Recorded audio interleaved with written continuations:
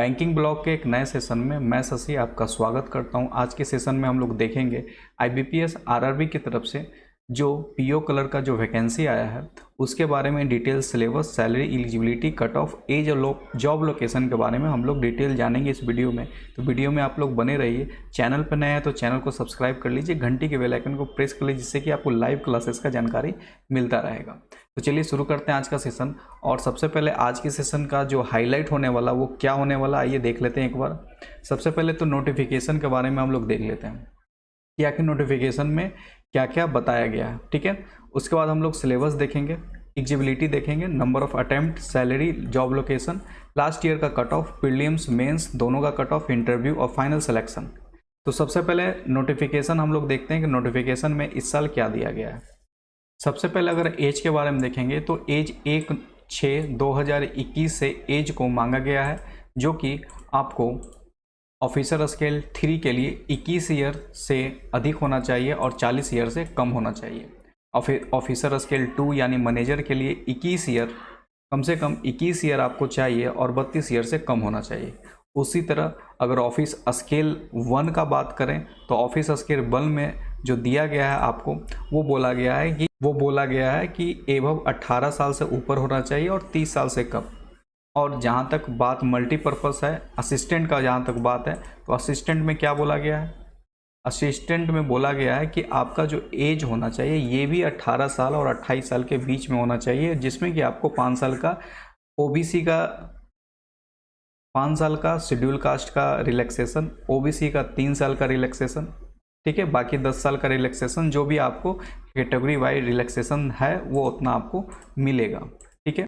बात करते हैं एजुकेशनल क्वालिफिकेशन। ध्यान से देखिएगा, 28/6/2021 का मांगा गया है।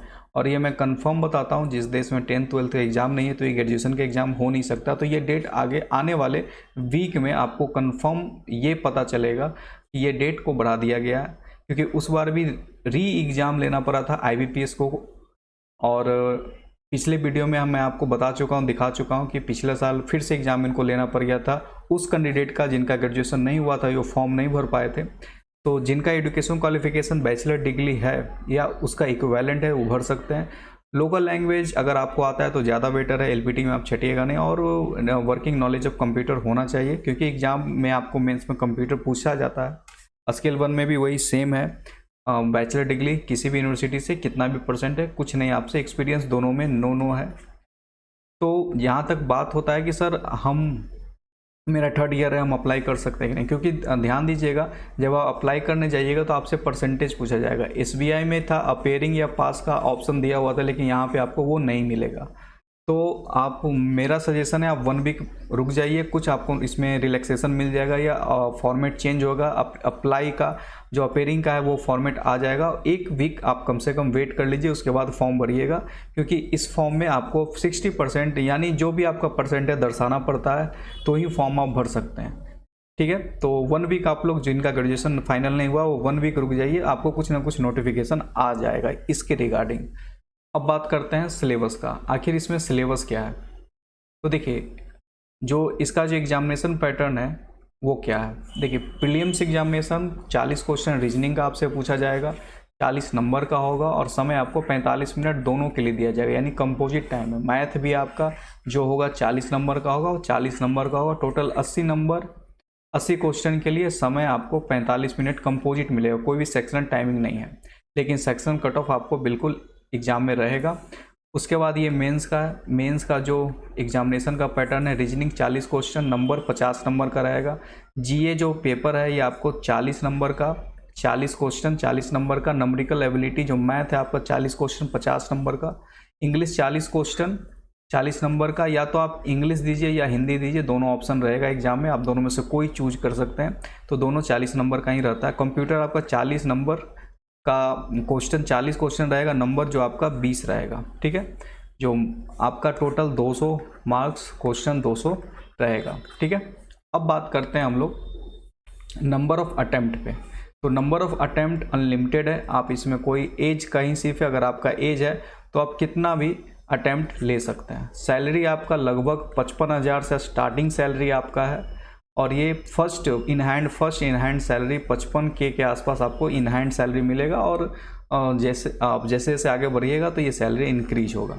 जॉब लोकेशन ज़्यादातर रूरल में आपको जॉब लोकेशन होगा। ग्रामीण बैंक नाम ही है तो रूरल क्षेत्र में इसका ब्रांचेज ज़्यादा है, तो रूरल में ही आपका जॉब का लोकेशन होगा। लास्ट ईयर का कट ऑफ के बारे में अगर देखिए तो लास्ट ईयर जो कट ऑफ गया था वो क्या गया था। एम्स का कट ऑफ है यूपी का 47 है, जम्मू कश्मीर का 52 है, राजस्थान का 66 है, गुजरात का लगभग 60 के आसपास है। तो लगभग वही 50 से 60 के बीच में आपका कट ऑफ था, जो कि बहुत कम कट ऑफ था उस साल के हिसाब से अगर देखा जाए। आइए मेंस का कट ऑफ देखते हैं। मेंस का जो फाइनल सिलेक्शन हुआ था, ठीक है, जो कॉल हुआ था आपको इंटरव्यू के लिए, जो कॉल हुआ था, आइए देखते हैं। इंटरव्यू पे जो कॉल हुआ था वो हुआ था, अगर यूपी का बात करें तो यूपी का ओबीसी 64 पे हुआ था और जनरल हुआ था 70 नंबर पे, यानी 200 में 70 नंबर पे आपको कॉल हो गया था इंटरव्यू के लिए। क्लियर है। और फाइनल जो सिलेक्शन होता है इसका, उसका जो पैटर्न होता है, 200 नंबर का मेंस होता है, 100 नंबर का इंटरव्यू होता है। इसको 80% मान लिया जाता है, इसको 20% माना जाता है। ठीक है, तो ये दोनों का मिला के लगभग 40% पे सिलेक्शन यूपी में हो गया था, यानी कि जिसका मेंस में 80 नंबर था 200 में, उसका सिलेक्शन हो गया था। यानी बहुत ही इजी एग्ज़ाम होने वाला है अगर आपका प्रिपरेशन अच्छे तरीके से है। पीटी में क्या क्या आता है वो एक बार देख लीजिए, प्रीलिम्स में क्या क्या आता है एग्जामिनेशन वो देख लीजिए। ब्लड रिलेशन रीजनिंग में आपको 2 से 3 क्वेश्चन नज़र आएंगे। पजल कम से कम 3 या 4 सेट्स नज़र आएंगे, 15 से 20 क्वेश्चन। कोडिंग 4 से 5 आपको नज़र आएगा। इनक्वालिटी 3 से 5 आपको नज़र आएगा। डायरेक्शन 2 से 3 नज़र आएगा। सैलोलिज्म 4 से 6 के बीच में नज़र आएगा। इसका प्रैक्टिस करने के लिए डेली पीडीएफ आपको मिल जाता है और मॉक टेस्ट आपको मिल जाएगा मेरे ग्रुप में। डिस्क्रिप्शन में उस ग्रुप का लिंक दिया हुआ है, आप ज़रूर उसको ज्वाइन कर लीजिए टेलीग्राम का। और डेली इस पर मॉक टेस्ट भी होता है। सेकंड, मैथ में आपसे क्या पूछा जाएगा? मैथ में आपसे पूछा जाएगा डीआई का जो सेट्स है कम से कम 3, 40 क्वेश्चन है तो कम से कम 3 पूछा ही जाता है हर शिफ्ट में। जैसे 2 लॉन्ग डीआई होता है, 1 शॉर्ट डीआई होता है, जिसको कैलकुलेट भी आप लोग बोल सकते हैं। मिसिंग नंबर या रॉन्ग नंबर दोनों आपको नज़र आएगा। ठीक है, ये 5 क्वेश्चन तक आ सकता है। सिंप्लीफिकेशन या अप्रॉक्स दोनों आपको नज़र आएगा। ज़्यादातर अप्रॉक्स मान के चलिए, 5 से ज़्यादा आपको मिलेगा नहीं क्योंकि पीओ का एग्जामिनेशन है। क्वाड्रेटिक इक्वेशन 5 क्वेश्चन आता है। ठीक है, और ये क्लर्क में जल्दी नहीं आता, पीओ में ही 5 क्वेश्चन इसका सिलेबस है। अर्थमेटिक 10 से 15 के बीच में आपको देखने को मिल सकता है। इसके लिए भी मॉक टेस्ट और डेली पीडीएफ आपको अवेलेबल है बैंकिंग ब्लॉग के टेलीग्राम चैनल पे। डिस्क्रिप्शन ग्रुप लिंक में डिस्क्रिप्शन में दिया हुआ है। क्लियर है। चलिए अब आते हैं क्लर्क के बारे में। ये तो हो गया पीओ। क्लर्क में भी वही है, नोटिफिकेशन में वही सेम नोटिफिकेशन है। सिलेबस एलिजिबिलिटी भी इसमें 60% कोई लोचा नहीं है। आप एलिजिबिलिटी आपका ग्रेजुएशन ही है। नंबर ऑफ अटेम्प्ट अनलिमिटेड है, एज जितना है आप दे सकते हैं। सैलरी लगभग 30 से स्टार्ट होगा आपका, 30 प्लस से ही स्टार्ट होगा। जॉब लोकेशन यहाँ भी रूरल है। लास्ट ईयर का कट ऑफ आइए देखते हैं और प्रीलिम्स मेंस दोनों का कट ऑफ देखते हैं। और इसमें इंटरव्यू नहीं होता है, सिर्फ पीटी मेंस होता है, फिर फाइनल सिलेक्शन हो जाता है। तो यहाँ जो कट ऑफ गया था थोड़ा सा हाई, आपको कलर का जो पेपर होता है वो क्लर्क लेवल का ही होता है, तो इजी पेपर होता है। तो आप 80 में 73 कट ऑफ गया था।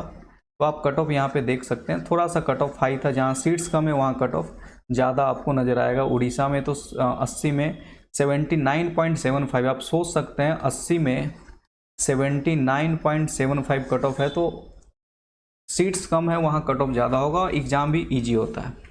बात करते फाइनल सिलेक्शन, तो फाइनल सिलेक्शन मान के चलिए बिहार में जो हुआ था वो लगभग 57%, यानी इसका डबल कर दीजिएगा। 60 का अगर 60 गया था, यूआर में 61 था, तो 121 120 के आसपास उसका कट ऑफ था। 200 में जिनका भी 120 121 के आसपास नंबर था वो बिहार से उनका सिलेक्शन हो गया था। उसी तरह अगर आसाम का बात करें तो 120 में आसाम से भी सिलेक्शन हो गया था। अगर आंध्रा का बात करें तो 64%, यानी उसका डबल पे उसका सिलेक्शन हो गया था। यानी कि अगर आपका 130 के आसपास नंबर आता है तो आप किसी स्टेट से भी रिजल्ट ले सकते हैं। तो फाइनल सिलेक्शन आपके पास है। अगर आप इस एग्ज़ाम का बेटर प्रिपरेशन करना चाहते हैं तो हमारे टेलीग्राम जो डेली रात में मॉक टेस्ट होता है 9 से 10 बजे, आप उसमें ऐड हो सकते हैं। और आप 10 दिन में आप देखेंगे आपका टाइमिंग, अगर आपका समय अगर आपका टाइम मैनेजमेंट में प्रॉब्लम है तो ज़रूर 9 से 10 और 10 से 11 का क्यूज आप लोग टेलीग्राम पे ज़रूर दीजिए, लिंक है जो आपको डिस्क्रिप्शन में मिल जाएगा। तो अगर ये सेशन अच्छा लगा हो तो सेशन को लाइक कर दीजिएगा, चैनल को सब्सक्राइब कर दीजिएगा, घंटी के बेल आइकन को प्रेस कर दीजिए जिससे कि नोटिफिकेशन आपको मिलता रहे। लिंक डिस्क्रिप्शन में दिया हुआ है टेलीग्राम ज्वाइन करने के लिए। धन्यवाद।